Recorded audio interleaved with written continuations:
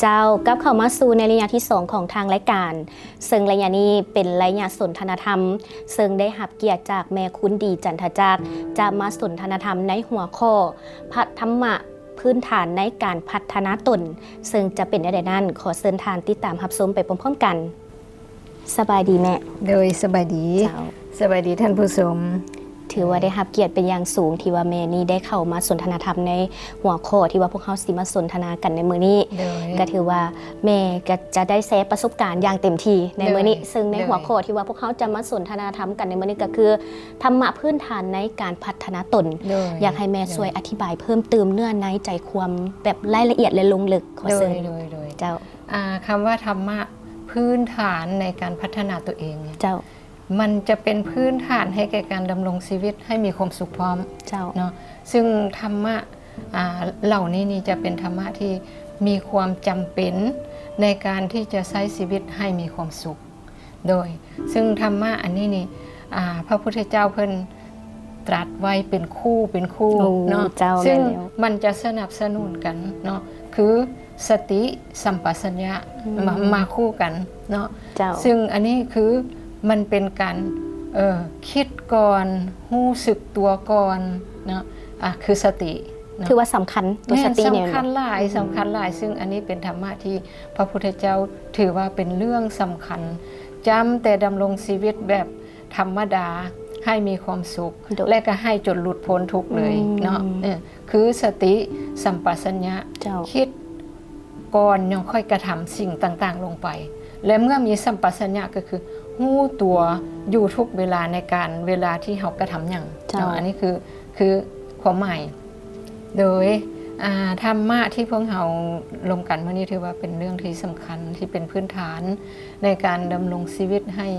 มีความสงบให้มีความสุขเนาะแล้วก็จนก้าวไปถึงการพัฒนาตนเองให้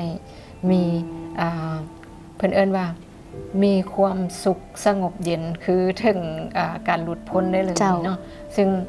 คู่ธรรมอีกก็คือสติสัมปชัญญะเนาะคู่ที่สองคือฮิริโอตปะเนาะฮิริโอตปะนี่คือละอายต่อความชั่วย่านกลัวต่อการกระทำบาปเนาะอันนี้คือความหมายเนาะวันนี้คู่ที่สามคือขันติโสรัจจะขันติก็คือความอดทนเนาะโสรจะก็คือการสงบเสงี่ยมการวางตัวแบบเรียบร้อยเสงี่ยมเข้มขงเนาะอันนี้คือธรรมะคู่ที่3ธรรมะคู่ที่4ก็คือกตัญญูกตเวทีเห็นว่าสำคัญบ่สำคัญที่สุดเลยเป็นถือว่าขั้นพื้นฐานแต่ว่าถ้าว่าคนทั่วไปเนาะแม่เนาะโดยเฉพาะที่เฮากำลังศึกษาธรรมะถ้าว่ามี4ข้อนี้ประจำตัวเฮานี่ถือว่าเป็นใส่กับเป็นเสน่ห์โดยอันนี้เป็นธรรมที่เฮ็ดให้อยู่ในชีวิตประจำวันนี้ก็มีความสุขและชีวิตต่อไปน่ะบ่เฉพาะชาตินี้ถ้าพัฒนาไปเรื่อยๆมีความสุขในชาติต่อๆไปได้เนาะอันนี้คือถ้าว่าหากยังมีการพัฒนาตนยังบ่ทันถึงขั้นที่ว่าตัดภพตัดชาติเนาะคล้ายๆกับว่ามันเป็นธรรมะที่สำคัญให้แก่การดำรงชีวิตและการพัฒนาตัวเองซึ่งการพัฒนาแต่ละอันนี้ที่ว่ามันเป็นคู่ที่สนับสนุนกันเนาะตัวอย่างเนาะคือสติเนาะถ้ามีสติหูทันแต่บ่มีสัมปชัญญะในเวลาที่พวกเราเฮ็ดหยังกระทำหยังอยู่ว่าเราเฮ็ดหยังอยู่จะบ่ฮู้จักว่าเราควรผ่อนสั้นผ่อนยาวจังใดเราควรปรับปรุงตัวเองจังใดอันนั้นจะเฮ็ดให้การฮู้สติยังบ่ทันสมบูรณ์ดังนั้นเวลาใดที่ทั้งสองธรรมะทั้งสองข้อเนี่ยมาสนับสนุนกันแล้วจะเฮ็ดให้ธรรมะข้อนั้นมีความสมบูรณ์คือเป็นธรรมะที่เฮ็ดให้การดำรงชีวิตของพวกเรามีความระมัดระวังมีความรอบคอบเห็นบ่มันจะไปนำกันฉะนั้น2หัวข้อนี้ที่ว่าแม่เว้ามาเกี่ยวกับว่าสติสัมปชัญญะและก็เคียงคู่ไปกับฮิริโอตปะจังซี่เนาะคุณแม่เนาะคือถ้าเฮาขาดอันนึงได้บ่ขาดแล้วมันจะบ่สมบูรณ์คล้ายๆคือสมมุติว่าฮิริโอตปะเนาะคล้ายๆกับว่าอันนี้คือความละอายต่อการกระทำชั่วเห็นบ่บัดนี้ถ้าว่าละอายซื่อๆ บ่ย้านกลัวต่อกันทำบาป เจ้า เห็นบ่ถ้าน่าอายนี่บางเทื่อเฮาก็น่าอายย้านผู้อื่นเห็น เจ้า แต่บัดผู้อื่นบ่เห็นเด้ถ้าว่าผู้อื่นบ่เห็น ถ้าบ่ย้านกลัวมันจะสามารถเฮ็ดให้ผิดได้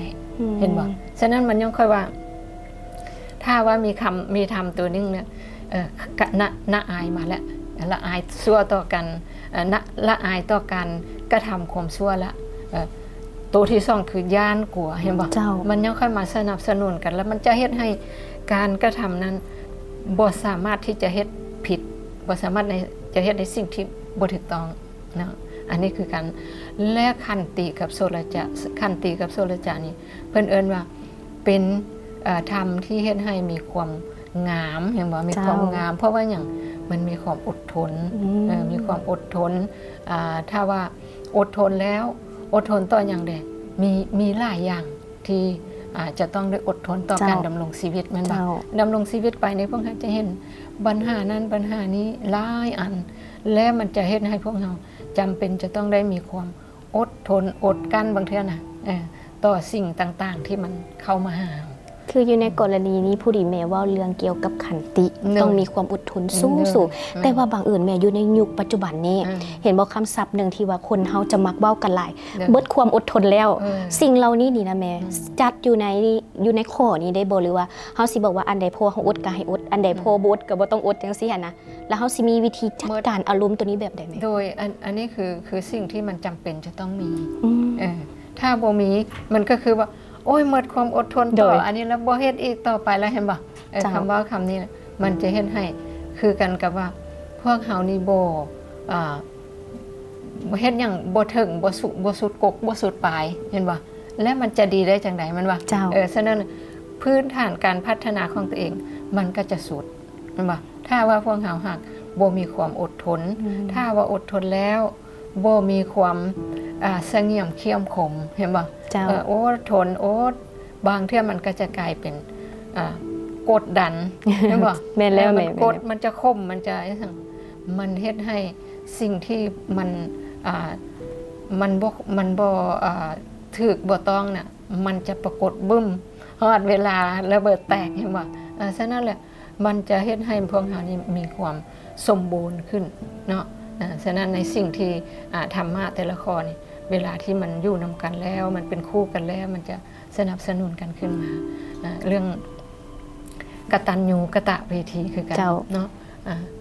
คำว่ากตัญญูกตเวทีนี่สำคัญหลายเนาะเพราะว่าอย่างเป็นเรื่องที่พวกเราจะต้องฮู้และให้ปฏิบัติเพราะว่าเพิ่นอยากค่อยว่าคน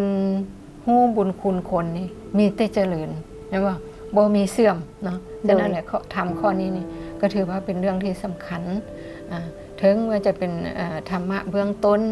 ในการดำรงชีวิตเฮ็ดให้แม้แต่อยู่ในสังคมน้อยๆในหมู่ในคู่เนาะในหมู่ในคู่คือกันถ้าว่าหากว่าผู้ใดหากแสดงอาการออกมาให้เห็นว่าคนนี้นี่เราบ่มีความกตัญญูบ่ฮู้จักฮู้บุญคุณพ่อแม่นะแล้วหมู่คู่เรานะที่ว่าอยู่ใกล้ๆกันนั่นแหละเขาก็จะเบิ่งแม้ขนาดว่าแม่เราเลี้ยงเรามาขนาดนั้นเห็นบ่เราก็ยังเฮ็ดกับได้แต่เฮาแม่นไผเฮาแม่นไผฉะนั้นน่ะจะเฮ็ดให้เราขาดความเชื่อมั่นนะเวลาที่จะไปเฮ็ดพัวพันหรือว่าเฮ็ดธุรกิจหรือว่าเฮ็ดอีสังก็ตามเราก็จะเป็นผู้ขาดความเชื่อมั่นแล้วก็จะเฮ็ดให้การกระทำของเรามันบ่เจริญเพิ่นเอิ้นฉะนั้นแหละเพิ่นยกให้ว่าให้มีบุญคุณให้รู้จักบุญคุณให้รู้จักตอบแทนบุญคุณถ้าผู้ใดมีอันนี้ก็จะเป็นทำเฮ็ดให้มีความเจริญเนาะมีเพิ่นยกให้ว่าถ้าผู้ใดรู้จักตอบแทนบุญคุณพ่อแม่จะเฮ็ดหยังก็เจริญก้าวหน้าเนาะแม่โดยเฉพาะอยากลงลึกอยู่ในหัวข้อนี้เกี่ยวกับกตัญญูกตเวทีในเมื่อเขาฮู้บุญคุณพ่อแม่แล้วหรือว่าฮู้บุญคุณต่อผู้มีพระคุณแล้วเนาะคือแม่ได้ยกขึ้นมาเขาก็ต้องเป็นการตอบแทนแต่ว่าลูกอยากให้แม่อธิบายลงลึกไปอีกว่าในหัวข้อตัวนี้ลักๆนี่นะโดยเฉพาะเฮาสิฮู้ได้จังได้ว่าลูกหลานเฮาเพิ่นตอบแทนเฮานี่เพิ่นสิตอบแทนแบบใดให้มันถูกต้องตามหลักพระพุทธศาสนาประมาณนี้เพิ่นได้แม่อันนี้นี่ คันจีว่าแล้วมันเป็นเรื่องที่ว่าพวกเราจะต้องได้ลงลึกเฉ เจ้า พาะแต่ละหัวข้ออีกเนี่ยนี่ เพราะว่าเวลาที่พวกเราเว้าแต่ละเรื่องเนาะคือสติสัมปชัญญะ เจ้า ฮิริโอตตปะ เจ้า แต่ละเรื่องนี้ถือว่าเป็นเรื่องที่พวกเราจะต้องลงลึกให้เห็น เจ้า ให้เห็นภาพเลย แม่น คือลูกว่าหั่นแหละ เจ้า เพราะว่ามันจะเป็นเรื่องที่สำคัญสำหรับในชีวิตการดำรงชีวิตของคนในยุคปัจจุบันเนาะในยุคปัจจุบันนี้ถือว่าคือพวกเราเห็นแหละเด็กน้อยบ่ว่าแต่เด็กน้อยแหละอยู่ในครอบครัวนี่ถ้าว่าเพื่อๆหน่อยนึงแนมไปแล้วเบิ่งจอไฟจอมันแม่นว่า บ่สนใจกันเลย บ่สนใจกัน โด แล้ว ยแม่น ฉะนั้นเดี๋ยวนี้นี่ถือว่าเป็นสังคมที่ว่าก้มหน้าเพิ่นเอิ้นสังคมก้มหน้า เจ้า ฉะนั้นในประสบการณ์ที่แม่อยากเล่าให้ฟังก็คือเวลาที่ช่วงพักแรงจังซี่นะ เจ้า ทางค่ายธรรมะเพื่อเยาวชนจะได้ไปจัดค่ายธรรมะ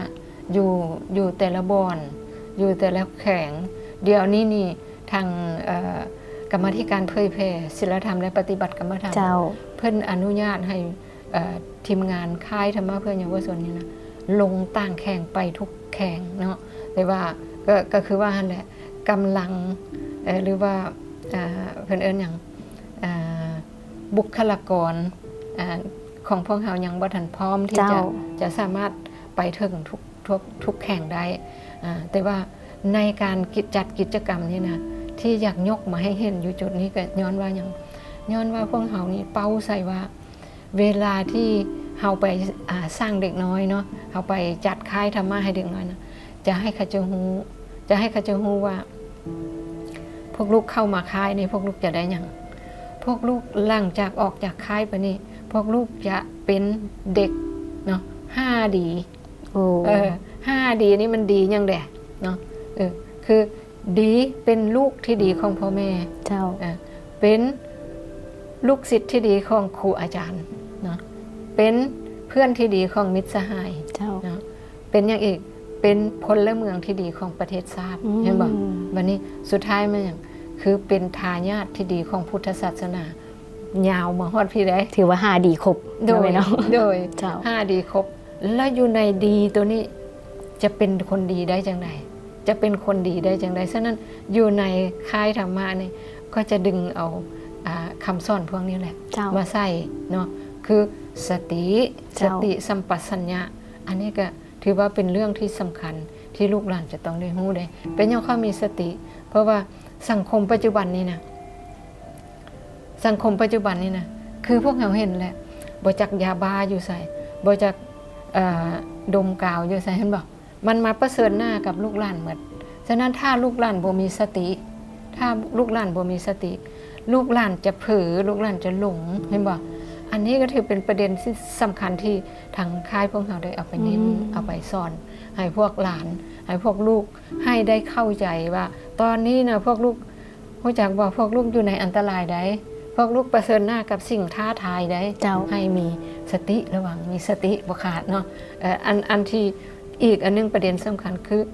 กตัญญูกตเวทีพวกลูกเกิดมาแต่ใส่อยู่ในนี่มีไผ่บ่เกิดมาจากบังไม้ไผ่ บ่มี บ่มี เจ้า ฉะนั้นมีพ่อมีแม่อันนั่นแหละคือผู้อุปการะคุณก่อนฉะนั้นเราจะต้องเป็นผู้เห็นบุญคุณของเพิ่นแล้วตอบแทนบุญคุณแต่เฮาจึงค่อยจะเป็นคนดีก้าวไปหาจากที่พวกเราได้กระทำธรรมะพื้นฐานแบบนี้แหละก้าวยังค่อยจะไปเป็นคนดีได้ แต่ที่จริงถ้าเราได้ศึกษาครบนี่ก็ถือว่าฮู้โลกฮู้ธรรมอย่างชัดเจนเลยเนาะแม่เนาะกว้างขวางไปอีก แม่น เพราะว่านอกเหนือจากนี้ปัจจุบันนี้การพัฒนาศาสตร์ต้องพัฒนาแต่ยังน้อยๆไป โดยเฉพาะแม่นพลเมืองลาวเฮาเนาะแม่เนาะนี่แหละหัวข้อที่ว่าทั้งแม่ได้ยกขึ้นมา พื้นฐานในการพัฒนาตนโดยเฉพาะธรรมะ เลย ที่เขาต้องเอาไปสอดใส่ในหั่นโดยเฉพาะนี่ลูกอยากให้แม่อธิบายให้ลูกเข้าใจเกี่ยวกับว่าสติกลับคืนมาขอทำอีกก่อน เลย เนาะ เป็น ขอ เป็นอาทิตย์ต่อไป เจ้า เนาะ แล้ววันนี้อาทิตย์ต่อไปนี่พวกเขาสิมาลงลึกแต่ว่าอยากให้แม่เข้าใจแล้วก็อยากให้แม่ช่วยอธิบายในหัวข้อต่างๆเนาะว่า เกี่ยวกับสติอยากให้แม่อธิบายน้อยหนึง เลย เกี่ยวกับสติเอาทิศหน้านี่เฮาจึง เลย ค่อยว่าอีก โดย ตัวนี้นี่อมๆไว้ก่อนบรรทัด เลย แต่ว่าสติคือลูกอยากให้แม่อธิบายเกี่ยวกับว่าคำว่าสติแม่นอยู่ว่าปัจจุบันนี้อันเฮาปฏิบัติ และแต่ว่าอยากให้เข้าใจว่าผู้ที่ยังบ่ทันได้ปฏิบัตินี่นะมันสิเป็นความยากความง่ายคือแนวใดแล้วแต่ว่าปฏิบัติคือแม่นี่ปฏิบัติประจำอยู่แล้วก็คิดว่าทุกมื้อนี่โอเคแล้วสบายแล้วแต่ว่าผู้ที่ยังบ่ทันได้เข้าทางนี้ได้อยากให้แม่อธิบายอันนี้เป็นธรรมะข้อสำคัญสำหรับทุกคนเลยเนาะซึ่งสตินี่คืออย่างต้องฮู้ทำในทันในสิ่งที่พวกเรากำลังจะเฮ็ดอยู่เจ้าและนึกได้คำว่าและนึกได้นี่แหละคือสติเวลาเราเฮ็ดอันใดอันนึงแล้วถ้าเราเพลินเราจะลืมอันสิ่งที่เราคือเรานั่งสมาธิเรากำลังติดตามหูลมเข้าลมออกลมเข้าลมออกเพ้อไปแล้วไปคิดอันอื่นล่ะนั่นแหละมันสติมันเพ้อไปแล้วฉะนั้นหูทันต้องหูทันนี่คำว่าสตินี่แหละต้องหูทันเนาะหูและนึกถึงว่าเฮากำลังเฮ็ดยังอยู่นะในสิ่งที่พวกเฮากำลังเฮ็ดเวียกก็คือเวียกอย่างเวลาที่เฮาจดจ่อกับเวียกก็คือเฮาต้องมีสติกับเวียกพระพุทธเจ้าบ่แม่นว่ามีสติต้องนั่งสมาธิอย่างเดียวมีสติในการงานเฮ็ดยังอยู่ให้ฮู้ว่าเฮ็ดยังอยู่โดยแล้วก็เพราะว่าจะเป็นการเฮ็ดเวียกการนั่งการนอนการอยู่การกินนี่ล้วนแล้วแต่ต้องได้ใส่สติเนาะแม่เนาะคันบ่มีสตินี่ยากโดยก็ถือว่าแม่นี่ก็ถือว่าแชร์ประสบการณ์ได้ดีและก็อีกอย่างสนทนาแต่ว่าอาทิตย์หน้าพวกเขาจะลุงลึกแต่ละหัวข้อแต่ละหัวข้อให้กับบรรดาท่านได้ติดตามรับชมแต่สำหรับท่านใดที่ว่ามีคำถามหรือว่ามีแนวอยากจะแชร์ประสบการณ์กับทางแม่คุณดีแบบนี้ก็สามารถเขียนรายละเอียดเพิ่มเติมผ่านทางเพจของพวกเขาได้ส่งข้อมูลเข้ามาได้บรรดาท่านที่เคารพที่ได้สนทนากันในมื้อนี้ก็เกี่ยวกับธรรมะพื้นฐานในการพัฒนาตนก่อนอื่นก็ต้องขอบใจกับแม่ที่ได้มาแชร์ประสบการณ์ในมื้อนี้หรือได้ว่ามาแชร์ธรรมะสนทนาธรรมให้กับบรรดาท่านได้ติดตามรับชมเจ้าท่านผู้ชมสำหรับระยะนี้จะให้บรรดาท่านไปพักผ่อนติดตามสิ่งที่น่าสนใจจากทางรายการก่อนและค่อยกลับเข้ามาสู่ในระยะต่อไปของทางรายการ